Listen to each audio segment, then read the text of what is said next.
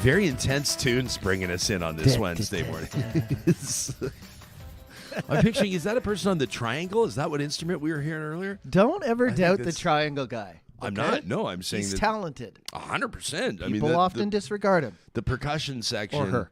Yeah, them. The percussionist is often can be overlooked. You're right, but an astute percussionist can add so much. Yeah. Including more cowbell whenever you need it. Jesperson and Hicks here with you on this June 1st morning. Good morning to you. We have an amazing show in store. Andrea Woo is going to join us. She's waking up early on the West Coast. The journalist for the Globe and Mail has covered health stories and angles on Canada's opioid crisis and the mental health supports that advocates are calling for, et cetera. And she's quarterbacking the Globe and Mail's coverage of BC's move to decriminalize so-called hard drugs. That's coming up in just a bit. Plus, actress and model Ashley Callingbull, the first Indigenous woman to appear in Sports Illustrated swimsuit issue, no big deal, is going to join us on the show. And Donovan Workun as well, 3-time world improv champion.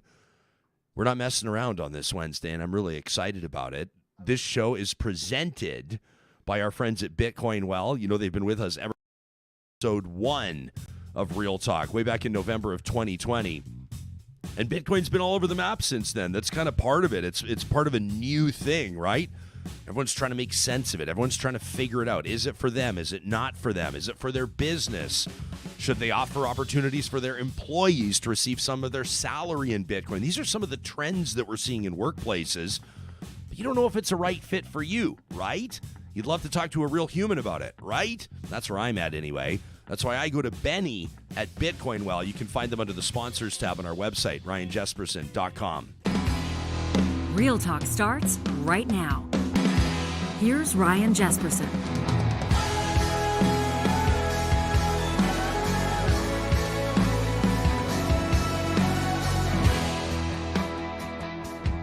Should mention we're loving. What are you laughing at? I'd love to be paid in Bitcoin if you want to.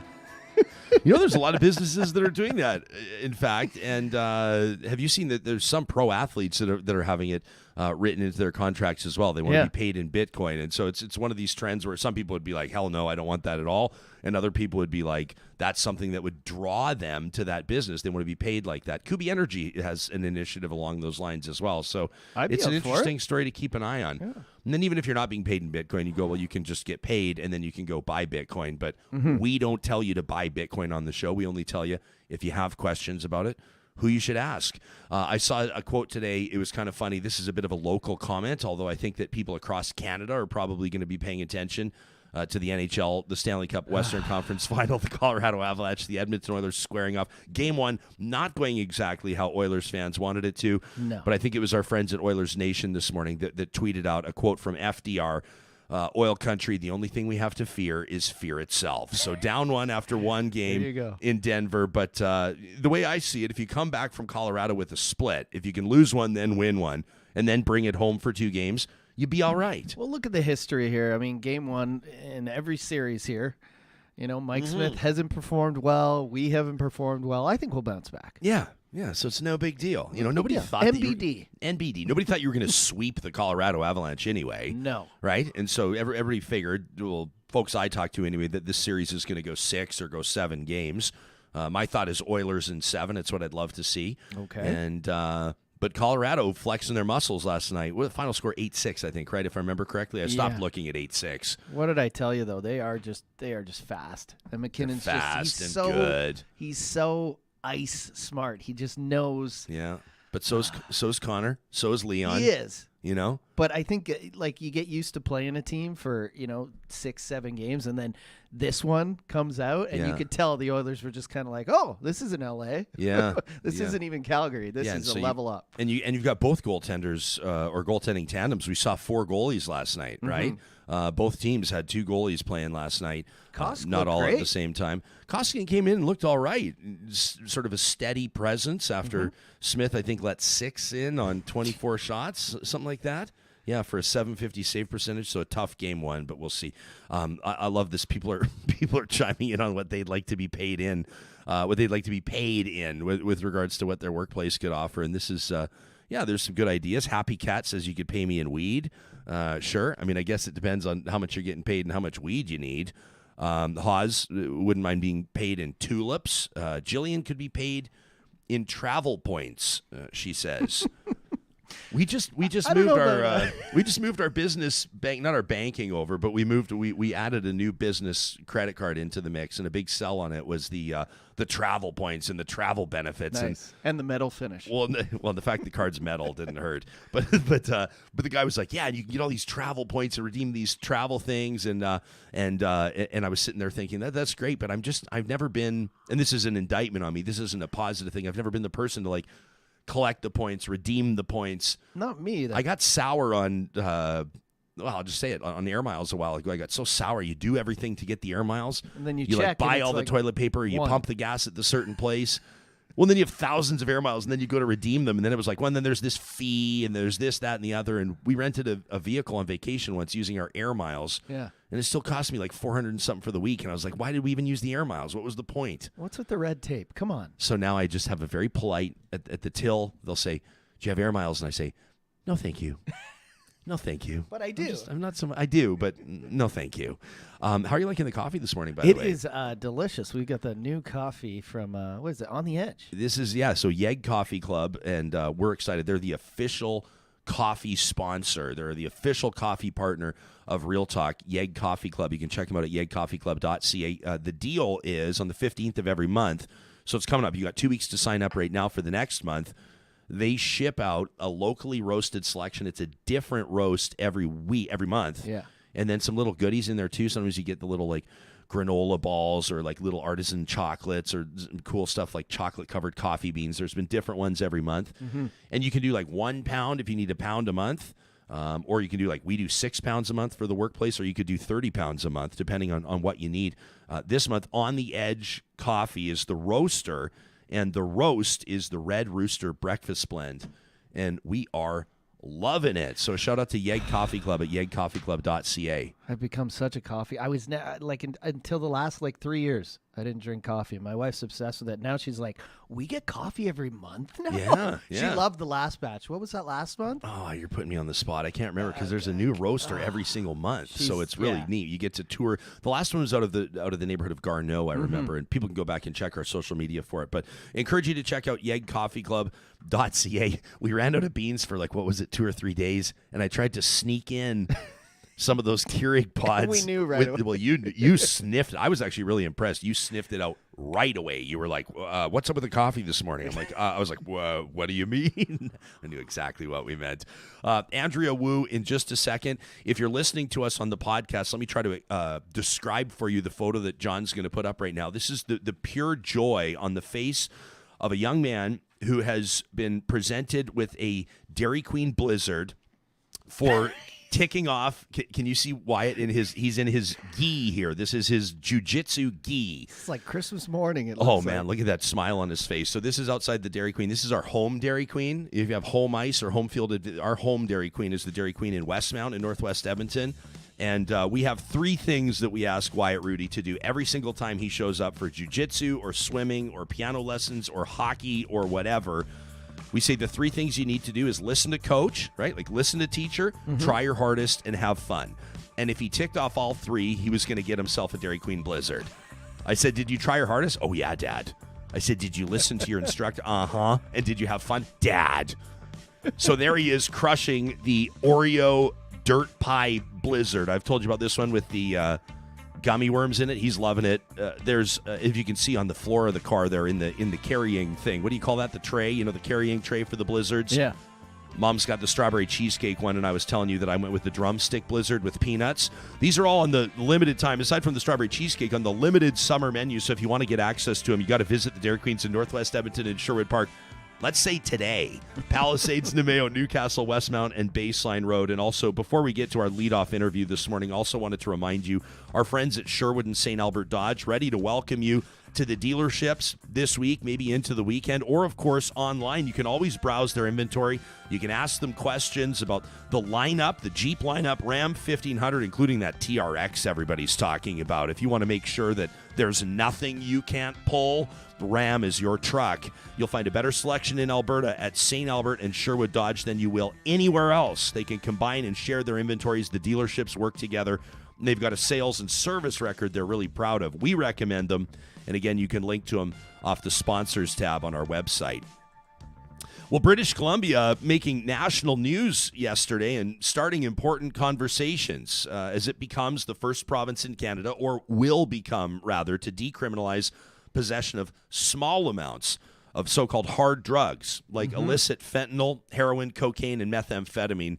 This after the province received an exemption from Ottawa to federal drug laws. Now, it's got advocates celebrating the move. It's got critics teeing it up and, of course, taking a few shots politically and otherwise. Andrea Woo is covering this, a journalist, longtime journalist with the Globe and Mail, who joins us live from Vancouver this morning. Thanks for waking up early for us, Andrea. It's nice to see your face again. My pleasure. It's great to see you, Ryan. Yeah. Hey, so can you give us some background to this? Like, this conversation's been going on for a while. Obviously, when we take a look at Canada's opioid crisis, we see a lot of action happening in Vancouver with regards to these supervised consumption services that have been running for, 30 years now, something like that. There have been a couple of so-called pop-ups that have been helping people, trying to prevent overdoses through the course of the pandemic. Measures have been taken, but still this death toll, this opioid epidemic, obviously grabbing the attention of decision makers, leading to this one. Right. So as we are all too well aware, Canada is many years into this horrifying toxic drug crisis driven by an increasingly volatile drug supply. So just as a little bit of context, here in British Columbia in the 2000s, we had roughly 200 overdose deaths per year across the province. Last year, we had at least 2,236 people dead. It's been just a catastrophic rise in overdose deaths.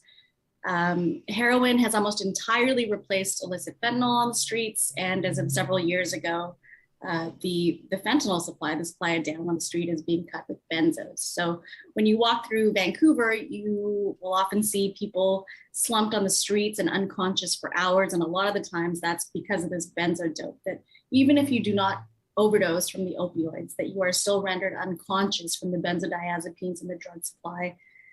We've had, people overdose on the streets, and sorry, I keep looking out the window because I live in the downtown side.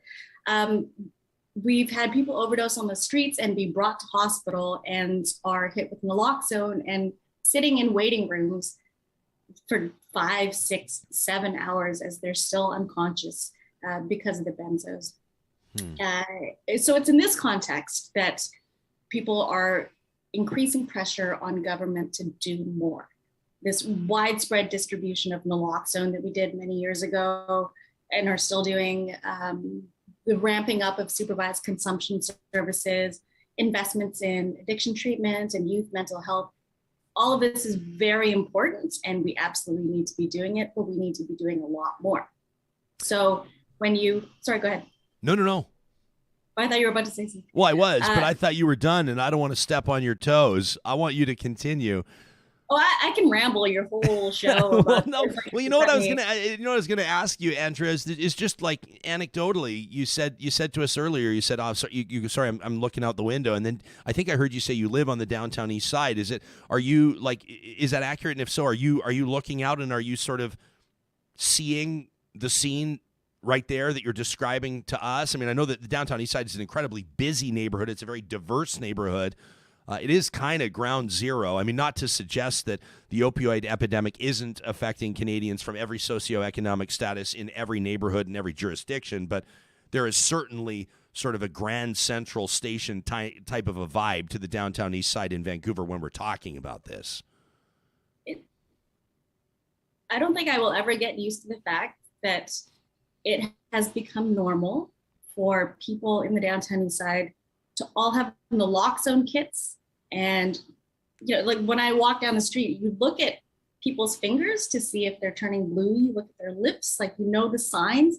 The fact that people who live in this neighborhood have become de facto first responders because things are that bad. And like, there's no day that you can walk around here without seeing paramedics and paramedics. Like, it's insane. It's insane. I've talked to firefighters even in our home city of Edmonton, and we hear stories anecdotally in Vancouver. I just talked to the filmmakers and a couple of the people featured in that really powerful documentary, Love in the Time of Fentanyl. It just screened at the Global Visions, or rather Northwest Fest, pardon me, here in Edmonton. And so we know, I mean, there's, you know, firefighters will say there's a pump responding to an overdose on the north side of the street as a pump rolls up to respond to an overdose on the south side of the street. I've had firefighters tell me on shift, you know, on an overnight, they might respond to 10 or 15 calls related to fentanyl or drug poisoning in one shift. I mean, to paint a picture of perspective here. So what's that doing, or how is that shaping public attitudes, Andrea? Like, we know that there are advocates and there are people working in that space, and there are health officials that are tasked with coming up with a plan, and this this move to decriminalize, and we'll get into the details in just a second, I guess, is one of those steps. But with regards to where the public is at, I mean, you found the words perfectly. You don't think you'll ever get used to it, because how can you really? But what does the average British Columbian or the average Vancouver resident think about this? What can you tell? I think public attitudes are a lot more, I think the public is a lot more willing for significant drug policy change than governments may be prepared to enact. Like, when you look at public opinion polls, people recognize that we are living through a disaster right now, and they seem to be wanting significant change. And we have yet to see that sort of reach the highest levels, but I do believe that people want change. So effective January 31st of next year, so, you know, what is that, approximately 7 months from now-ish, British Columbians 18 years of age and older, I'm citing your reporting, by the way, excellent reporting at theglobeandmail.com, people can check it out, be able to carry a cumulative total of 2.5 grams without risk of arrest or criminal charges. Some people might understand why this is so significant, but why that move? What does this accomplish? So a little bit of background on this application. So in November, British Columbia submitted a formal application to Health Canada requesting an exemption from federal drug laws to decriminalize personal possession of illicit drugs in the province. And in its application, the province, it said criminal laws designed to promote public health and safety were actually having the opposite effect. They invoked the charter. They said substance use is a recognized disability, and yet people with substance use disorders are being treated lesser than. They talked about the stigma associated with drug use, the fact that fear of arrest can keep people from seeking help. Incarceration is associated with increased overdose risk.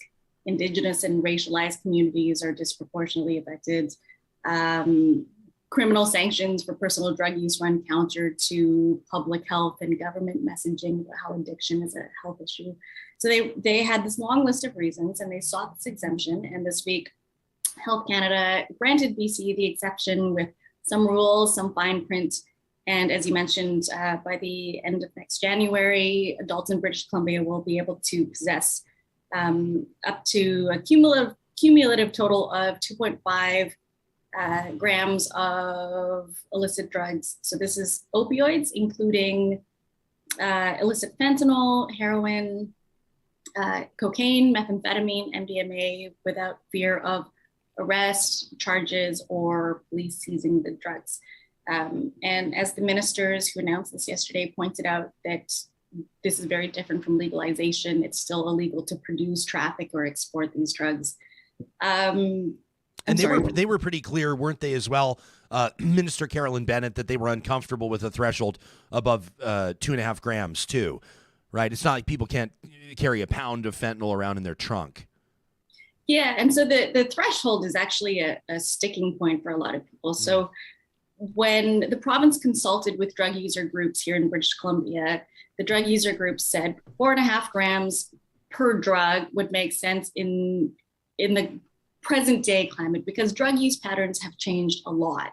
And that's true because tolerances have increased significantly because of fentanyl. A lot of people are polysubstance drug users. There's the downtown east side economy, the drug economy, there's the check day effect, the fact that a lot of people living in poverty who are living with addictions. I mean, these are the people ostensibly that are most in need of drug policy change. They sometimes buy in bulk to save money. That 2.5 grams would do absolutely nothing, but 4.5 per drug would be good. Province said that is way too much. We'll save 4.5 grams cumulative total, and what Ottawa approved is 2.5 grams cumulative total. And so some drug policy experts, drug user groups says this is ridiculous. This is a half-baked measure. It's not going to have the desired effect. I mean, I guess, governments, policymakers, decision makers, it's easy, and I'm sort of inclined, and I won't speak for you, Andrew, but I'm inclined to sort of say, well, what does the science say? What do the experts say? What does the evidence indicate is the best approach? Politicians also have to consider what's going to pass the test of the public as well, right? That's just what they have to consider. And what does the messaging look like here? I guess, in a sense, a lot of people will be looking to see how this impacts end result. It's a limited time exemption, right? Like, is this being treated in a sense as like maybe a bit of a pilot project, or I don't want to call it an experiment, but this isn't sort of rewriting the law for good, is it? No, and you touched on a few things there. Just going back briefly to the thresholds, it's a good point. We have very scant research or data on threshold limits and what they should be. When you talk to Carolyn Bennett, and I asked her about how we landed at 2.5 grams, she said this was from law enforcement, that 85% of drug seizures from law enforcement are under 2 grams. But then when you talk to people who work with drug users, they say that is absolutely ridiculous. Like, people routinely have more than 2.5 grams and they're not selling it. This is for personal use. So I have yet to see the data for myself from law enforcement. If this data, for example, was from the 2000s before fentanyl, things have changed a lot since then. So I'm still waiting to see that data. And as for the time-limited exemption, that's completely true too. So this is not a permanent change in legislation. This is an exemption that has been granted for 3 years. And if we have a change in government, provincial government, federal government, I don't think you would be reckless to place your dollar on betting that a conservative government might not renew this. Yeah, well, you've got other provinces that are already speaking out saying that they're not going to do this, Manitoba included. Alberta has indicated it will not seek an exemption, surprising absolutely nobody. On our live chat, Dr. Bradley Martin, I love when he tunes in from Hinton. He's a family doc. We're so lucky to have family doctors like Bradley Martin. He says, harm reduction's a hard sell for people, but the naysayers just need to look at the data. He says it works. It's compassionate. He says, I'm loving this interview. People shouldn't be arrested for possession when they're on their way to a supervised consumption service to use in a safe way. Scarlett's watching. She's an advocate. She does a ton of work with marginalized communities in Edmonton's downtown. She says we also have to say this is a great start. Not everybody agrees, but some politicians do. I don't know. You covered this in partnership with your colleague, Marcus Gee, so I don't know which one of you spoke to Vancouver's Mayor, Kennedy Stewart. Was it you, Andrea? A pretty powerful clip from Vancouver's mayor saying he almost cried when he heard the news from Minister Bennett. So he was actually at the announcement yesterday. The city of Vancouver actually was the first to submit this application for decriminalization within city limits. And then shortly after that, the province did its own thing. And basically, we're proceeding with the provincial application. The city of Vancouver, Kennedy Stewart, they're very pleased with this result, and they're going to be suspending their application. But Kennedy Stewart, he gets an email every Monday from city staff talking about how many people have died of overdoses, how many overdose responses fire has gone to in the past week. It's 9 this week. It was 12 last week. He mentioned yesterday that one of those people was a family member. And so he said he wanted to cry when he learned the news this week, and he wanted to cry during the announcement. It was very significant to him. You know, I think we should all be privy to those numbers, or I think we should all be forced to grapple with those numbers. I mean, you know, per your reporting, since 2016, 10,000 fatalities. Is that in British Columbia alone? Yep. Since 2016, like in 6 years, 10,000 lives lost. Like, to put it into perspective, more than 3 9/11s, right? I mean, we looked into, I don't even know if 9/11's the benchmark anymore. I mean, that's a weird thing to say, isn't it? It sounds callous to put it that way, but maybe we need to look at COVID deaths. I mean, we were all, you know, these have been health crises that have run parallel for the last 2 years, right? We look at these numbers of people in ICU or COVID deaths or positive cases, and it would grab our attention, wouldn't it? In Alberta, when we saw there's 150 in ICU, there's 300 in ICU, 400 in ICU, we're going, oh my gosh, everybody's taking it seriously. And yet the opioid crisis, not so much. I don't know. A lot of stigma attached to it, probably. Is that fair to say? I mean, again, in the 2000s, we had roughly 200 overdose deaths a year in the province. And last year, it was more than 2,200. Yeah. It's a catastrophic loss. And you don't want to be cynical, but it's like, why are we not treating this with the urgency that it deserves? 10,000 people since 2016 is insane. Yeah, the lower bowl of a hockey arena, the whole lower bowl, faces, humans, people's sons and daughters, people's mothers and fathers, sisters and brothers. The politicking will continue. Obviously, there are people that don't believe that this is a move in the. And as a matter of fact, there are people that believe that this is a move in the absolute wrong direction. Pierre Poilievre, who's being treated like the heir apparent, is leader of the Conservative Party of Canada. We'll see. They still have to vote. Yesterday, tweeting, decriminalizing deadly drug use is the opposite of compassionate. Those struggling with addiction need treatment and recovery. Drug dealers need strong policing and tough sentences. In closing, Andrea, you've covered stories like this. You've covered this file for a long time. What are your I know you, and we'll want to maintain your journalistic integrity. So I try to steer clear of asking you to bring your opinions to the table. But what might you say, or what might be an important message for those that would suggest we need to better police our way out of this opioid crisis? There are two things that I think of when you ask that. One is I was talking to a friend, Guy Felicella, who was a longtime drug user who had stopped using drugs almost a decade ago. He was saying to me yesterday that he's had more than 50 convictions for selling small amounts of dope to feed his own addiction. He was homeless and living on the downtown east side for a long time. He spent 9 months behind bars for half a gram of dope and a breach of a bail condition, the bail condition being don't have any dope on you. So he's arrested, released with conditions not to use again. This is a person suffering from an addiction and living on the streets. He'll say anything to get out of jail. He uses again, he's thrown back in there. This ruins relationships. It affects employment, housing, stability. There's this cycle of criminal recidivism, and not to mention that, especially in the current climate, incarceration is associated with a really high risk of overdose. And so when he learned this news, like, it really meant something to him. And he's not the only drug user that I talked to. It was a lot of guys in their 50s who had spent a lot of months behind bars for their addictions, for having drugs on them. And the other person that I think of when we talk about decriminalization is Karen Ward, who also lives in the neighborhood. She is a drug policy advisor for the city of Vancouver. And she made one of the most compelling arguments for decriminalization that I've heard. And she likened being a drug user to being gay, that until the late 60s, we in Canada still criminalized homosexuality, and then we continued to pathologize it for years afterwards.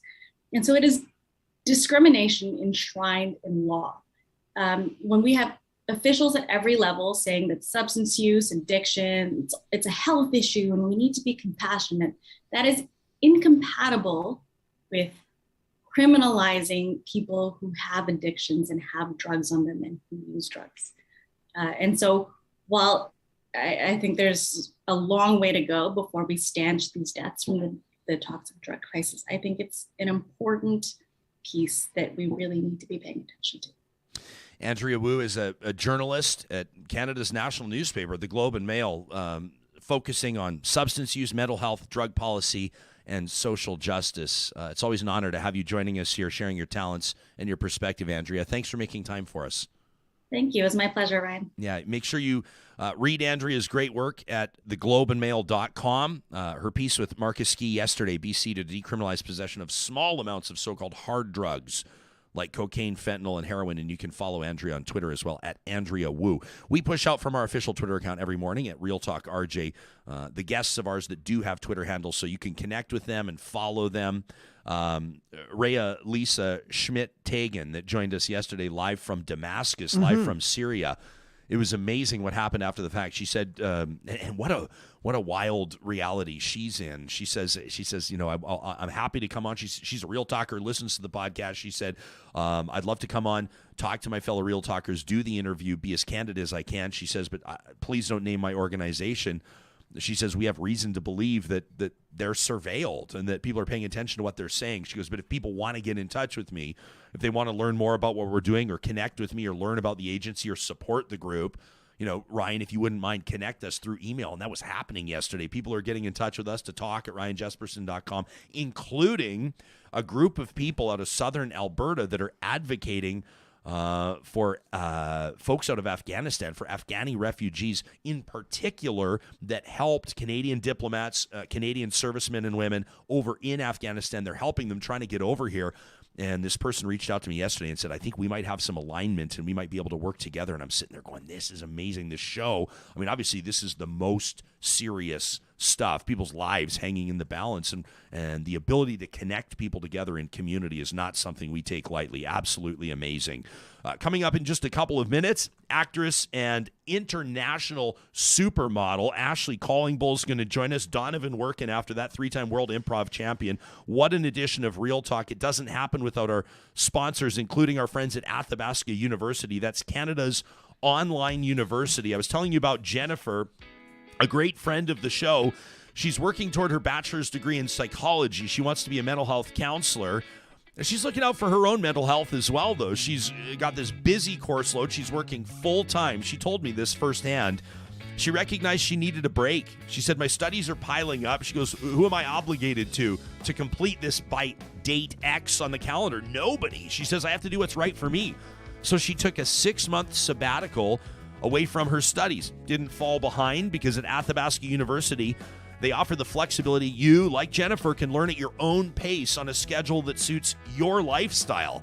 And she's pursuing her own personal wellness, career fulfillment. Why are you going to jam yourself up on a schedule that doesn't fit your reality? You're not going to get that at other post-secondary institutions. You fall behind in a semester, you got to drop the classes. Maybe your GPA suffers. You feel the stress. Some of you have been there, I know. Not at athabascau.ca. You can check out how it works, the program and courses, and then, of course, the admissions process as well on their website. If you need it again, just find it under the sponsors tab on ours. You know, it's April 1st. If you're listening to this on the day we're doing the show, today is the day you're going to get 15% off all grocery purchases from Freedom Brothers. You on your way there today, pal? Those vegan pizzas, I'm going to load up with like 7. Put them in the freezer. Gosh. The father dough pizza, all the summer sourdough. long. Woo! So these are 16 different Freedom Brothers locations across the province of Alberta. Any grocery purchase, $75 or more. So make it your monthly shop. If your family operates like ours, it's where you get the frozen stuff, all the non-perishables, you know, that kind of stuff, the first of the month at Freedom Brothers. Alberta grown, Alberta owned. That's Freedom Brothers at friesen.com. And Eden Landscaping, reminding you this is the time. Are you seeing more and more landscaping crews popping up around the city? This is where everybody's going like, please get our yard ready for July 1st. I'm jealous of the lawn. Please get our, yeah. Ours is not great. No, is that our I lawn need to looks call Eden. horrible right now. I blame the dogs. We do what we can, but if you have dogs, it's tough to have your yard looking good. You know, Eden knows more and more people are moving away from just the standard sod, right? Just the big, sprawling, somewhat, and with apologies to those turf experts, uninspired front yards. They've got this urban front yard butterfly approach, which a lot of people are getting excited about. And, of course, landscapeedmonton.ca, where you can learn more. You can contact Mike and his team at Eden Landscaping. Well, our next guest, proudly from Enoch Cree Nation in Treaty 6 territory, she's an actress, a Sports Illustrated swimsuit model. She's a motivational speaker and a soon-to-be author. And as of yesterday, per her big announcement, a CFL in-game host for the Edmonton Elks. What a pleasure to welcome Ashley Callingbull to the show. Welcome to Real Talk, and thanks for making time for us. Thanks for having me. I appreciate it. It's been an unbelievable few years for you and literally, Ash, the millions of Canadians that have followed your career. To call you a Sports Illustrated model doesn't seem to do justice to the fact that swimsuit edition that just launched a couple of weeks ago, you are the very first Indigenous model to grace those pages in Sports Illustrated history. What a month for you. Yeah, it's going to be such a crazy year for me. There's so much going on and I'm accomplishing a lot, but I'm just so glad I'm opening the door for other Indigenous women to walk through. That's the most important thing to me. Yeah, it's almost, I think, surprising to people, to be honest, when I saw that and when I saw you celebrated, and we're talking People Magazine, Times writing about it, Entertainment Tonight is talking about it. All of the huge entertainment outlets are celebrating this achievement of yours. I was also a little surprised that in 2022, there hadn't been an Indigenous model in Sports Illustrated. Did you have need a minute to wrap your mind around that? Well, when I heard the news that I was the first Indigenous First Nations woman, I was just like really in shock, right? I thought, well, it's been a really long time coming, but I'm glad that it's finally happened. Yeah, no kidding. How did that door open for you? Was this something where did you have an agent working hard on the file, or did SI approach you? How did this come about? Well, actually, for this edition, you have to submit yourself. So you're kind of like against thousands and thousands of other women, and you submit yourself, you do the interviews, everything like that. And then once you make it past the first round, there's more castings and you're meeting all these other incredibly amazing women. And then you just wait. And I got a call probably around like 5:50 in the morning one day, and I thought I was still dreaming. Yeah. I didn't think it was real. I was like, hello, is this real? I was like, let me just kind of wake up. I'm like, what? Really? Dominican Republic in a week? Okay. I'll be there. Yeah. Yeah. How does something like that change your life? I mean, I would imagine obviously the spotlight becomes quite a bit brighter. Who you are. What a way to introduce yourself to a ton of people. But how else does it work? It's crazy how many doors has it opened already, like with brands, partnerships with people, and honestly, with the Swimfluence Network, with Sports Illustrated.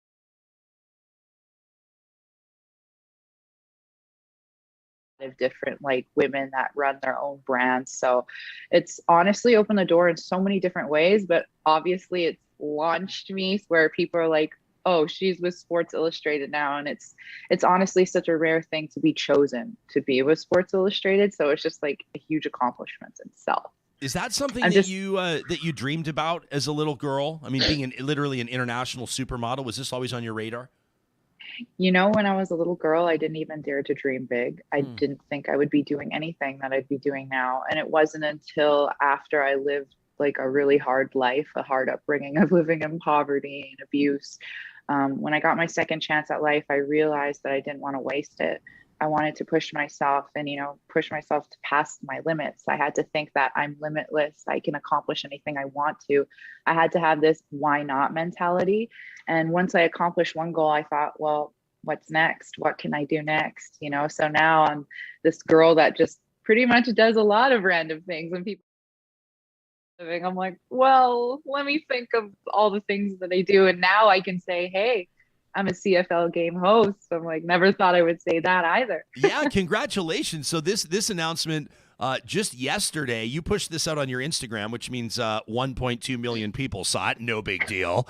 But there you are walking out. By the way, can we ask about that for a second? Do you ever look at your followers and just go 1.2 million? What? Do you still look in the mirror and go, what is going on right now? I'm just like, really? They're entertained with my life? But, it's crazy. Like, I have a lot of super fans that like have my face tattooed on their bodies. So that itself was a lot to grasp. But now I'm like, okay, this is my life now. Yeah. So you're going to be taken to the field. And by the way, the technical producer of this show, I'm not sure if you know this, John Hicks, aka Johnny Infamous. Have you made this announcement? I don't want to make the announcement on your behalf. Do you want to take? You can go ahead now. Have you spoken waiting. to Ashley yet? We just He talked told in me. the chat. Yeah, but, because the two of you are going to be working together. we are, yeah. So I'm signed on. I'm the official DJ of the Edmonton Elks this season. So it's going to be awesome. I went down and met with them, and I was like, so who's hosting this year? And of course they said Chris Sheets is coming back. Sure. And they said, guy, he had a twinkle in his eye as the manager. I'm like, what are you not telling me? And he goes, well, you can't tell anyone, but Ashley Callingbull is coming on as well. And I was like, oh my gosh, the fans are going to love, like, this is just great. And, another big kudos to Victor, because this is obviously, he's the brainchild. Victor Cooey. Yeah, he's just coming up with so many great ideas. Ashley, was it Victor Cooey that approached you directly about this? It was basically the whole team. And I actually met with him yesterday at Commonwealth, and it was like really welcoming. And the thing, honestly, about the whole Edmonton Elks is that, not only is it my hometown, and it was like kind of always a dream to host or be with one of the sports teams here, but with the Edmonton Elks, I'm like, okay, this is really, really happening. But the one thing that I really loved about it, partnering with them, was that I get to have my own voice. I get to speak my truth and, make all these suggestions to the team, and they're taking it all in. Like yesterday, I told them there is a first ever all Indigenous football team that's on reserve, and it's the first in Canadian history. I said, they're coming to play a game in Edmonton next Monday. I was like, can the Elks be involved? And right away, they're like 1,000%. So, when I make those suggestions towards like uplifting Indigenous voices, they are all for it. And that's what it's all about, right? Is like bringing that Indigenous representation, that diversity, that inclusion. And with me, I get to wear my own jersey with Cree syllabics on the back. And that's like rarely ever seen. And now I'm going to be in this huge space, own it, and be proud of who I am. And that's why representation is just so important, because other Indigenous women and children and men are going to be looking at this, and they'll see their faces reflected in mine. And that's just so uplifting to see. Well, it's an amazing opportunity, not just for you, but for the football club as well. And you talk about representation. I was reading a couple interviews that you've granted over the last year or so, and you told Entertainment Tonight Canada that you were just, back in the day, you described yourself as just an insecure girl from the reserve. Mm-hmm. And I think now people look at you, Indigenous people in Canada and non-Indigenous people, and they look at you as someone, they would sort of look at you as somebody that has it all, right? The brains, the beauty, the success, the spotlight, the career momentum. It's probably not lost on you that there are thousands of young Indigenous boys and girls that probably have posters of you up on the wall, that probably follow your every move. A lot of them, I bet, Ash, are going to be going to football games, not necessarily to see the players. They want to see you in action. What does that mean to you?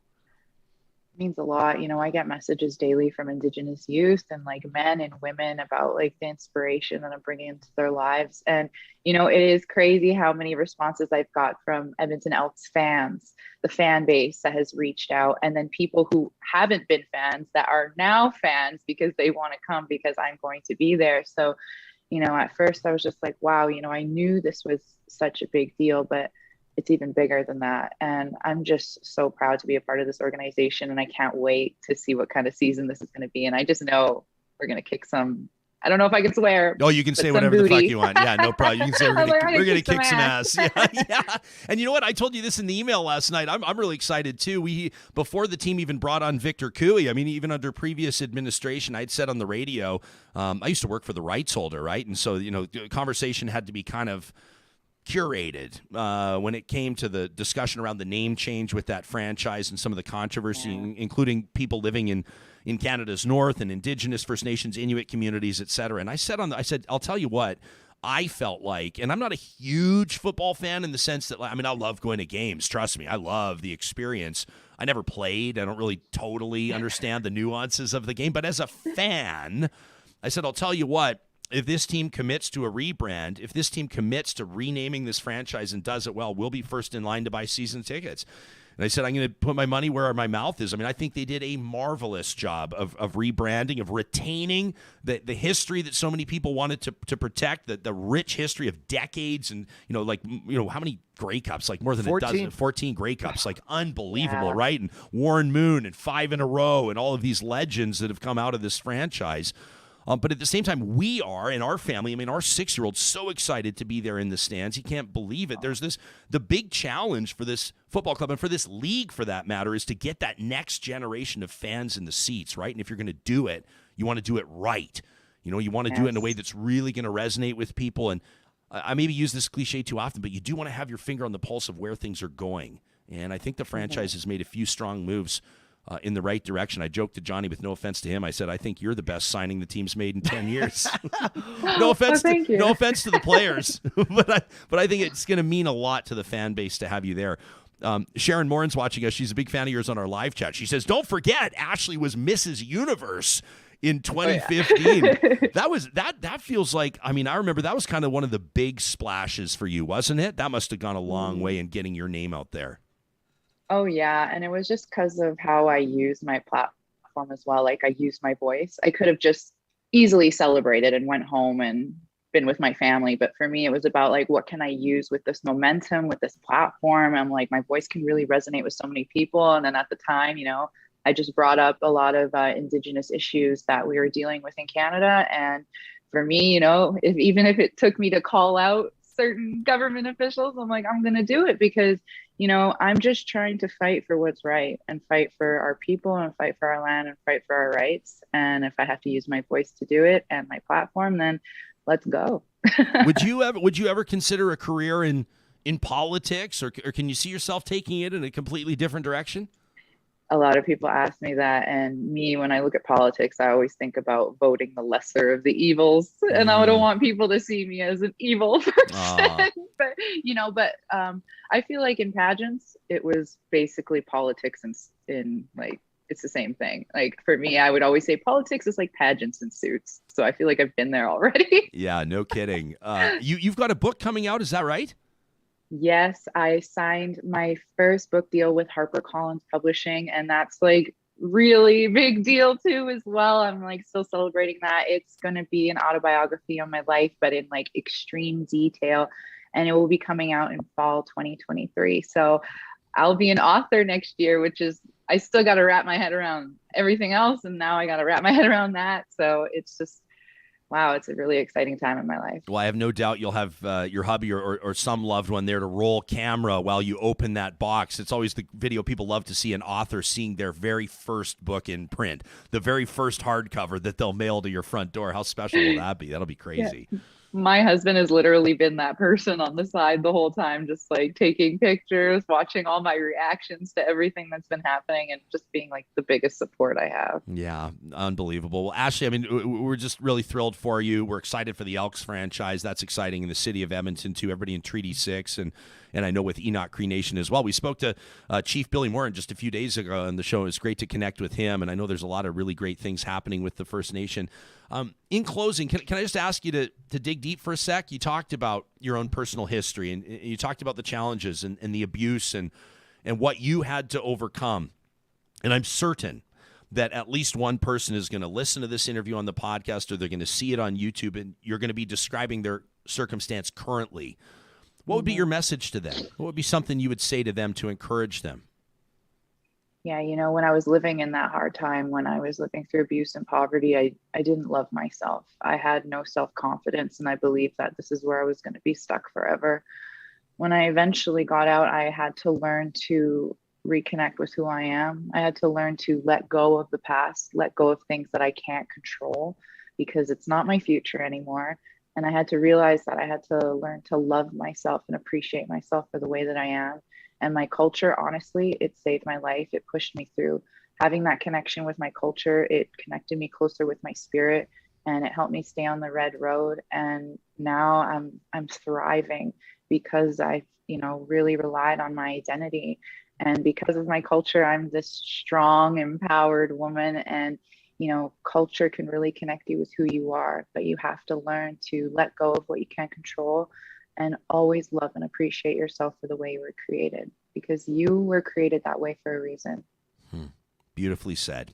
That's Ashley Callingbull. Thanks for making time for us, and we'll see you out there this summer on the football field.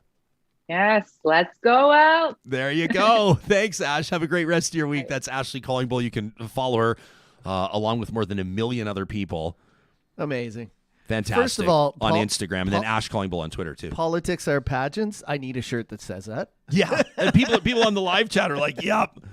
And second of all, I love. Yeah, people already chiming in where they can get her jersey. That's awesome. I gotta get mine today. It's very cool stuff. So excited for this season. It's gonna be incredible. Yeah, I also see our live chats being taken over by some filthy stuff. So Johnny, you're gonna have to jump in there and I moderate did. I'm that for me. I'm trying to kick them out. Yeah, Kathy's going, what is up with the bots this morning? We have no idea. But Happy Cat says, I feel you. Politics is definitely pageants. Sharon celebrating that Ashley's using her voice for good.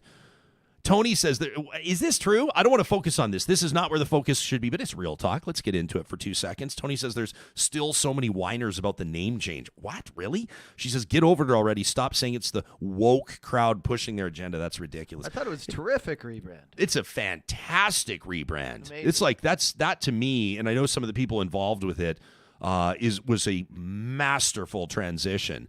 Keeping the logo, keeping the colors, invoking a team name that fits the sort of the geography of the region, the Elks. The Elks charge, like the potential around the marketing, oh my gosh, there's certain things in life where you go like, we talked to Andrea Woo about drug decriminalization. I go, wow, there's different perspectives on this, and let's talk it out, and let's have, this is one where I go like, no, we should have stayed, no, what's that scene in The Office where there's the old dude and Steve Carell just kind of like ushers him out. Everybody knows the gif I'm talking, ushers him out and closes the door. Yeah. No, thank you, sir. Thank you for your service. Thank you. Click. We're going to talk to Donovan Workun in just a second. This Jason Kenney's Hot Boy Summer production won't go away. They've renewed it. They've brought it back yet again. The 3-time world improv champion joining us in less than 2 minutes. But before he does, I want to remind you that the team at Kubi Renewable Energy is hiring right now. We just blast this from the rooftops because we know right now there's got to be someone out there with all the experience, the skill, the ability in the world as a ticketed journeyman electrician, or maybe even an apprentice in the earlier stage of their career. Maybe you've been overseeing and supervising people. Maybe you've been working in the oil field like Kubi's founder and CEO Jake Kubisky did for more than a decade, but you're looking for something different. You want to get into renewable energy. You want to have a bright green future? KubiEnergy.ca/careers is where you can learn about joining their team. Kubi is young, they're growing, and they're reshaping the energy portfolio in Canada based out of Edmonton and Kamloops. You can live in either of those Western Canadian cities and, of course, join their installation team. They say we keep the pace fast and the beer cold. Although they let me know the beer is only for after the solar panels are installed. Obviously, you don't not want to fall off before. the roof. You can follow the link on their website. Literally, this is what it says. Check out our badass projects. You can check out what they're doing. Just amazing work at Kubi Energy. If you have Kubi panels on your home, you probably know the deal with Park Power as well. We always encourage you to support as many Real Talk sponsors as you can. Here's why it makes sense to support these two in particular. So Kubi gets your solar set up. You're here through the months of June, July, August, even September. Your system's going to be generating more electricity than you can use. Well, you can sell it back to the grid. You know that. But the big power providers are not going to give you as good a deal as Park Power is. As a matter of fact, they're paying back their customers almost 4 times what the big guys are. You can find all the details at parkpower.ca. When you take your business to Park Power, you support local, and you can save $70 off your first bill with the promo code 2022-REALTALK. Local Environmental knows that some people think it's only garbage, what they do. Yeah, garbage and recycling, but not to them.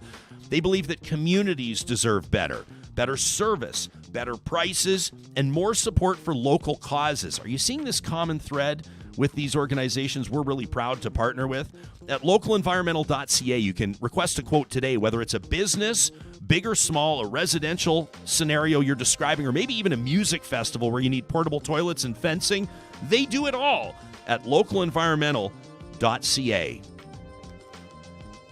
Donovan Workun in just a second, but first, Johnny, I was wondering if we could maybe tee up that video. You know, the Hot Boy Summer, it's back. This is a theatrical production. Don't worry about it. We're gonna let's just get to Donovan. I'm just really looking forward to getting to this guy. We're gonna get to him in just a second. With his audio. We're getting a little trouble with audio. Yeah, that's no problem. Well, he can hear us say that, right? So we can get that figured out. In the meantime, should we hop out to Jasper? Why don't we do that? Why don't we get to Jasper? Every single Wednesday, thanks to our friends at Tourism Jasper, we get an opportunity to go visit the Rockies, so to speak. Right? We call it MyJasper Memories. And every week, an opportunity to feature a different mountain experience, a different Jasper experience. Did you know that Jasper is seen by many as a real yoga center? Yeah, they have not just yoga tours, but also a combination experience with trail running as well.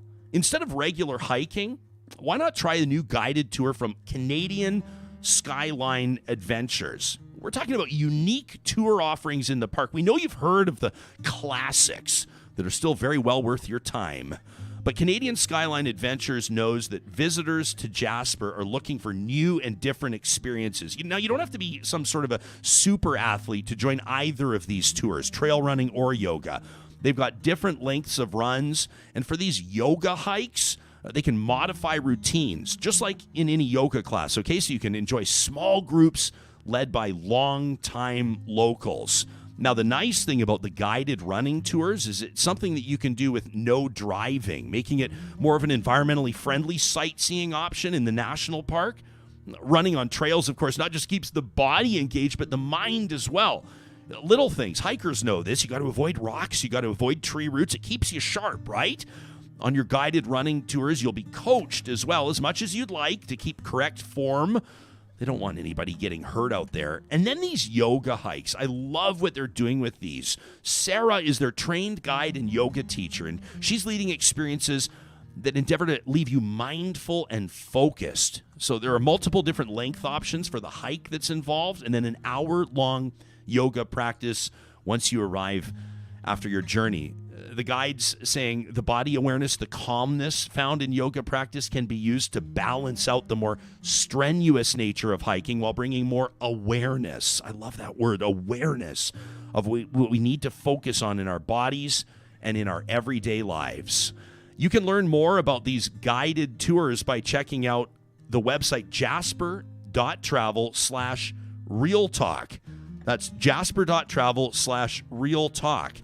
You can learn more about these guided tours, hiking with a twist, we'll call it. Plus, you can check out some of the past features that we've celebrated, including the rich Indigenous history of the region, the best cabins, the best Jasper patios. This is a perfect time to check that out. And of course, as you're posting on Instagram and Twitter, we'd love for you to use the hashtags MyJasper and RealTalkRJ, and you can see your photos or videos featured on a future edition of MyJasper Memories right here on Real Talk. Is the three-time world improv champ ready to rock and roll? He is good to go. All right, let's get to him. Donovan Workun. Can we roll this video? You want to cue up this video? I do. It's going to sound great on the podcast. It's even better on YouTube. It's sort of the idea of a picture or a video being worth about 1,000,000 words. Here's Donovan Workun in Hot Boy Summer. It's a hot boy, real hot boy summer. It's a hot boy, real hot boy summer. It's a hot boy, real hot boy. It's a hot boy, real hot boy. It's a hot boy, real hot boy summer. Yeah, there he is, the three-time world improv champion, channeling his inner Alberta Premier Jason Kenney. You know what we're realizing, Donovan, as you make your return to the show here? We need to have sort of picture-in-picture of you watching you perform, because that might have been even more entertaining. Yeah, wow. Yeah, I mean, this show keeps going, so I love it. I love those songs are so darn catchy, too. It's driving me crazy. What's it They're telling you? real earworm. When you first launched with Grindstone Theatre, you launched this Hot Boy Summer. What was it? Feels like about 6-8 months ago, something like that. There was like a limited run, and now it's been, what do you call it, renewed or brought back 3 or 4 times. I mean, people can't get enough of this.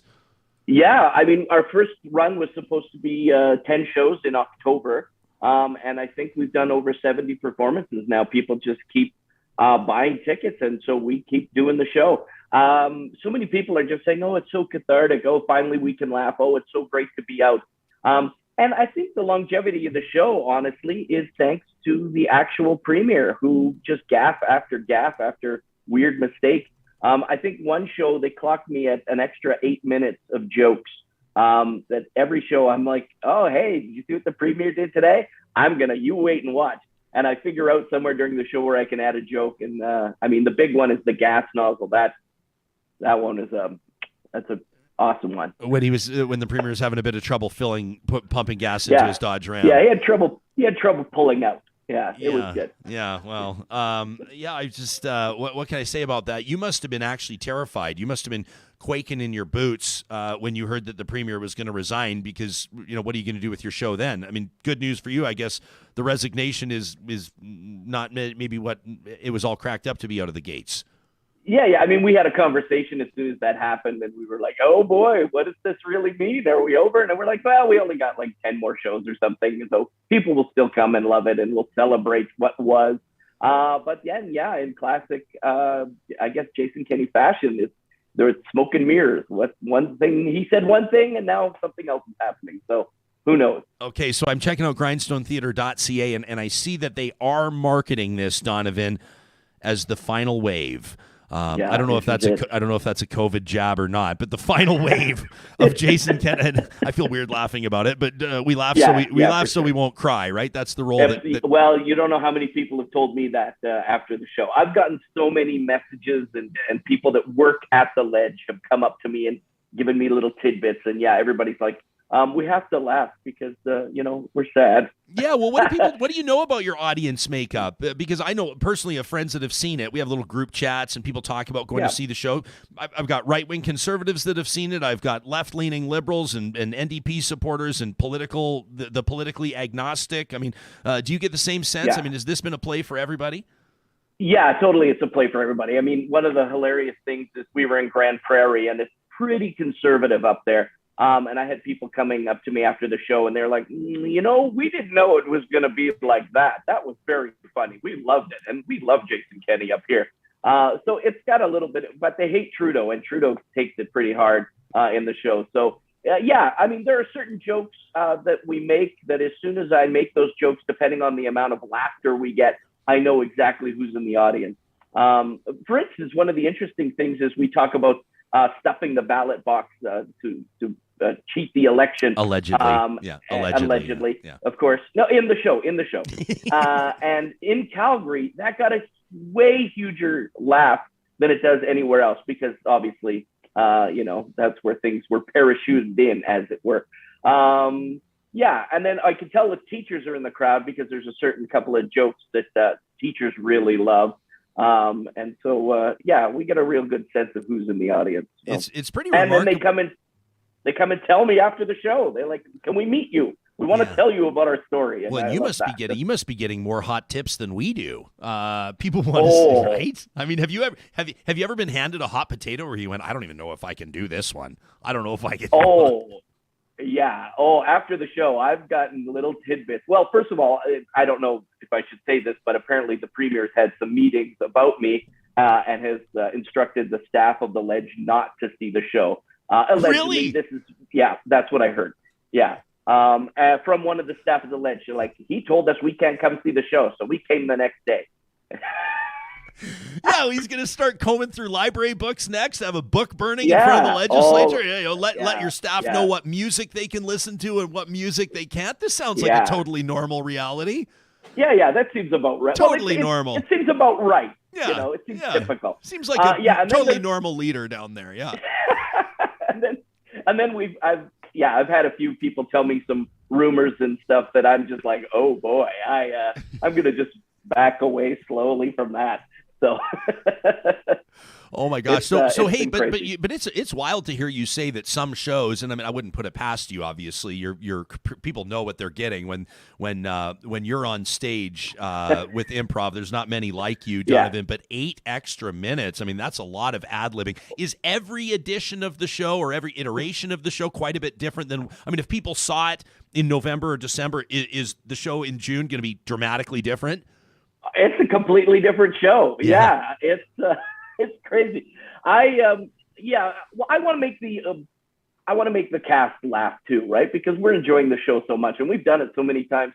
So I try to see what I can do that I don't want to pull away from the story, but I want to make sure that they get a sense that they have a good time too, right? The cast enjoys it. So I'm adding stuff. Okay, what are we seeing here on the screen right now? Oh my gosh.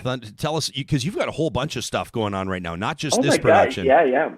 Well, I mean, that's the great thing. I may be resigning as premier, just like Jason Kenney, in the next few weeks, but that doesn't mean I'm going away. That's Thundercats, I think. That's the Grindstone Theatre did Thundercats, a show a couple of years ago. It was a pretty big hit.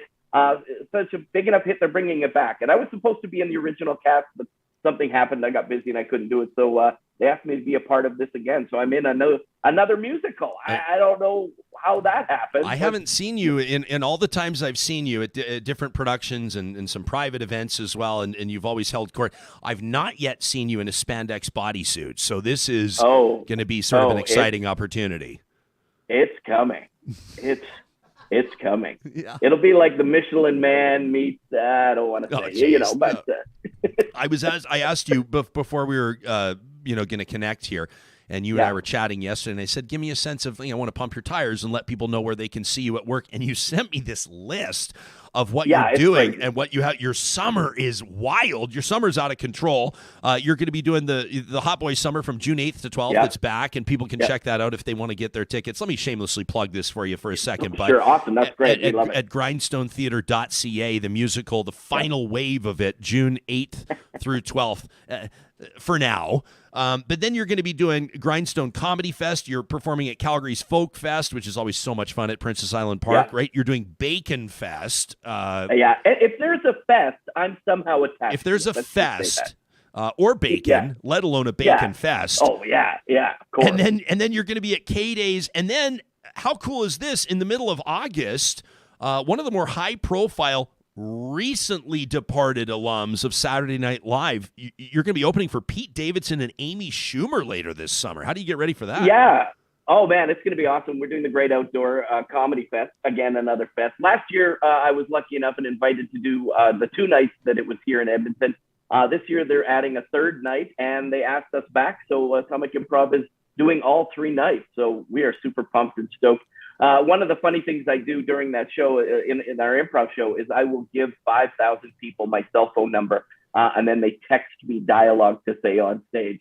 And, oh, man, I get hundreds and hundreds and hundreds of texts after the show. People are texting me saying how much they love the show, and you should have said this. So, you don't have a friend of mine was telling me you can get there's like 2 SIM cards that can go in your phone now, your smartphone, so you can have a number that you give away on your business card, and then you can have your private number. Good. You're telling me you give your private phone number to 5,000 people at a time?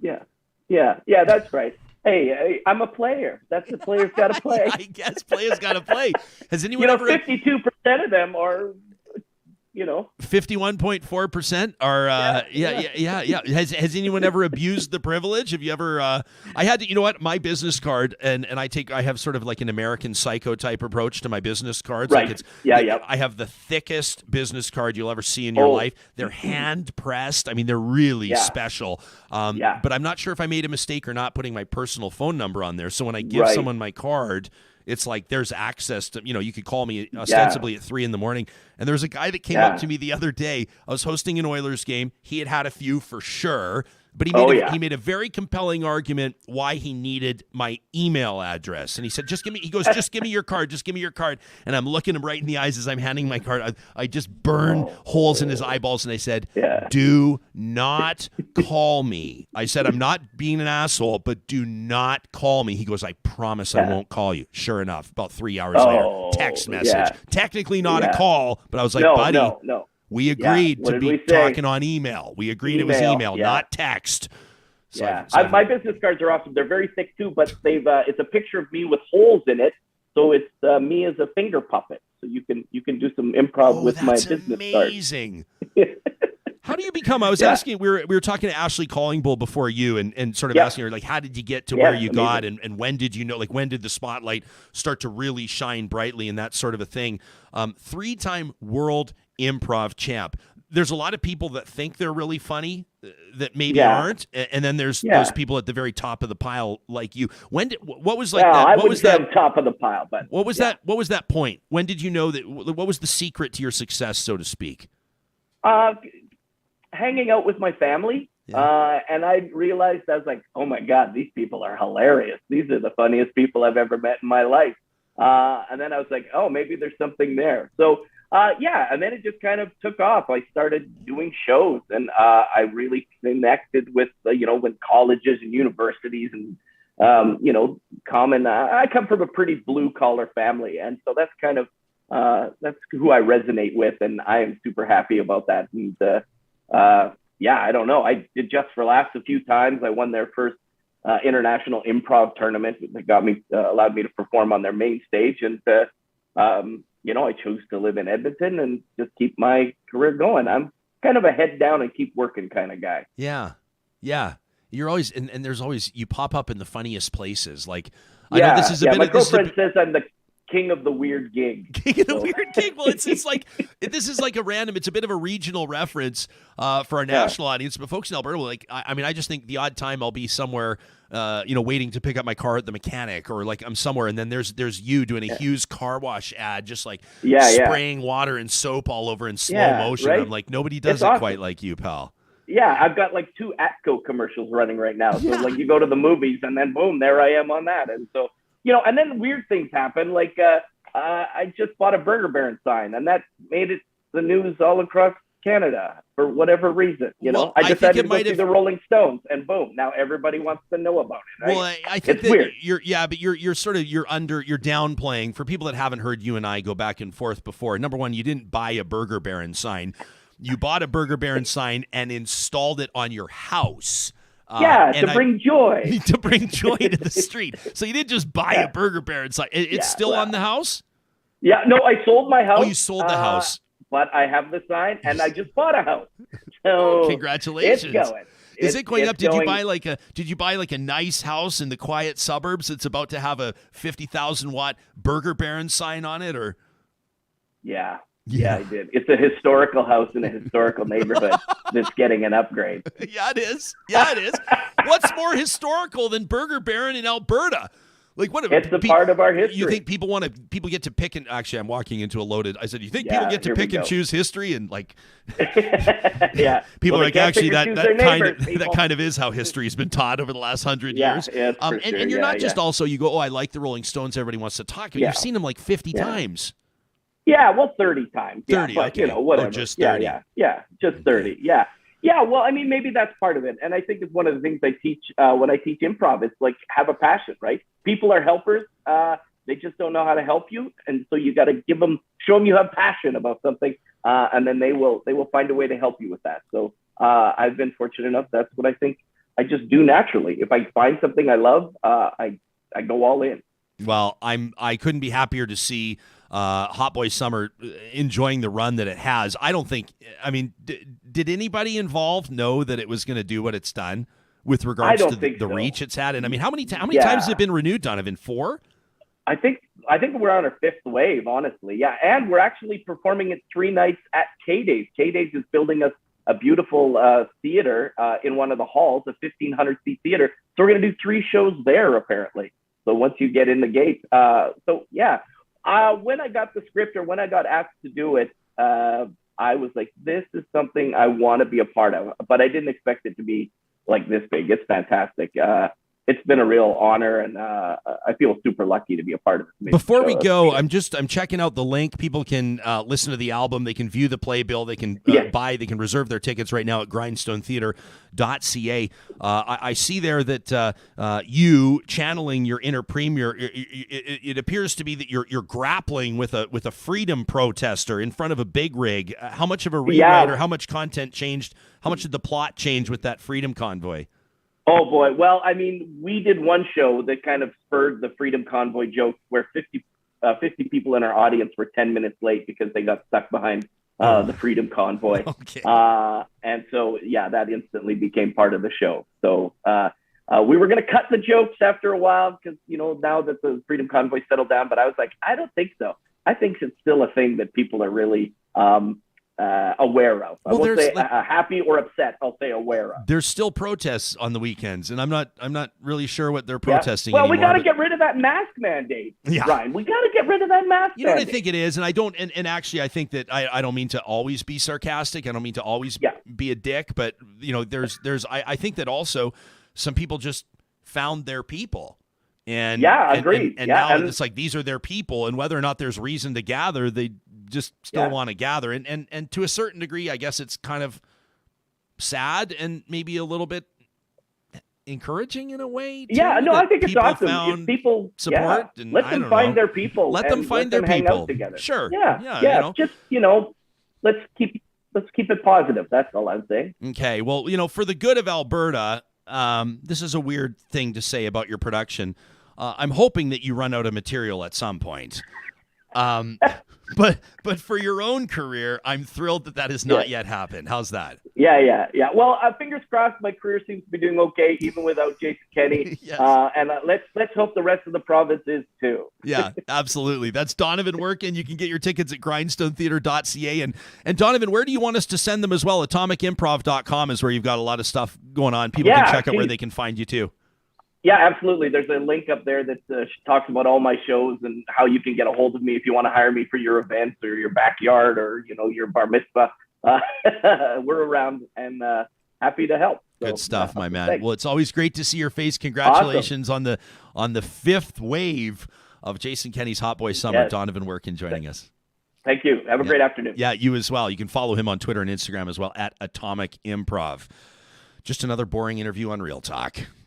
Just another boring interview. I'd like to take this moment to congratulate you on juggling Baby Watch 2022 and still putting together a killer show for today. Thanks, pal. Because I was like, what's going to happen today? Because I know yesterday No was idea. Well, and I don't know what's going to happen tomorrow. We don't know, right? But you know what, John? None of us know what's going to happen tomorrow. Life comes at you pretty fast. It does. And so maybe we'll be here tomorrow and maybe we won't. But if we're not, I better mention right now that our friends at Grand Dog Essentials Quality Raw Food want to remind you they've got a blog. This is, in my mind, one of the most valuable resources for animal lovers in particular. Not just dog lovers, but cat lovers too. When you think Grand Dog Essentials, you think dogs for obvious reasons.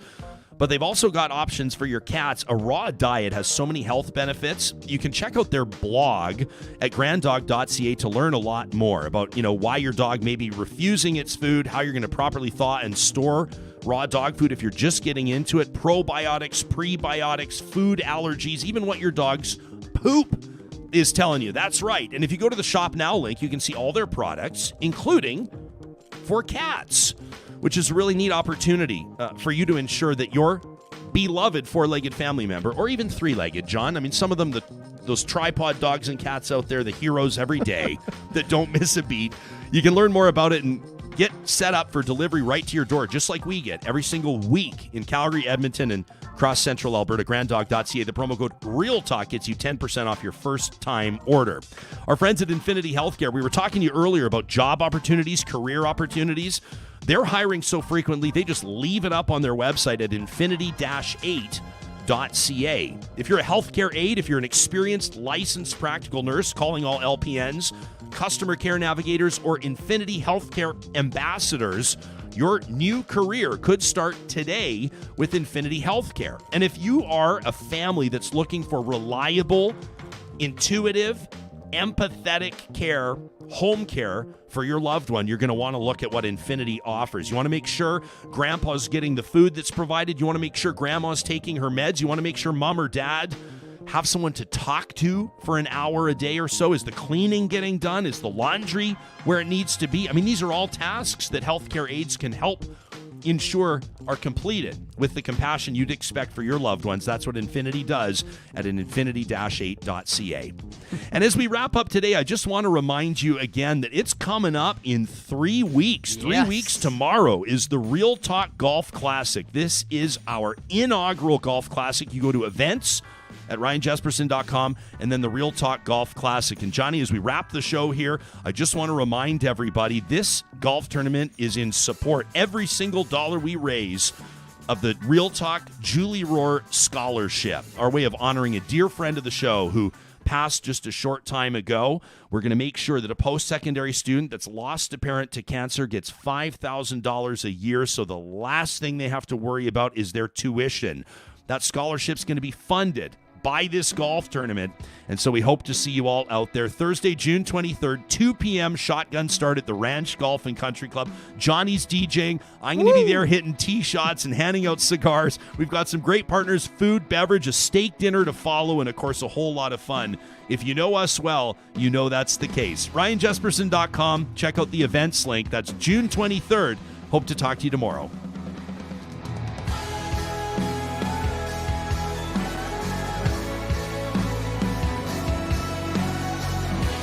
Real Talk is hosted by Ryan Jesperson, technical producer John Hicks, managing director Josh Dunford, account coordinator Lawrence Sterlego, general manager Katie Cook-Chivers, website design Mike Johnston, voiceover by me, Carrie Skelton.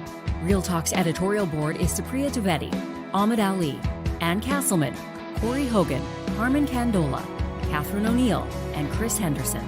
Member Emerita Julie Rohr. Real Talk is recorded in Edmonton, Alberta on Treaty 6 territory, the traditional and ancestral territory of the Cree, Dene, Blackfoot, Saulteaux, and Nakota Sioux, home to Métis settlements and the Métis Nation of Alberta. Real Talk is the flagship property of Relay Communications Group Incorporated.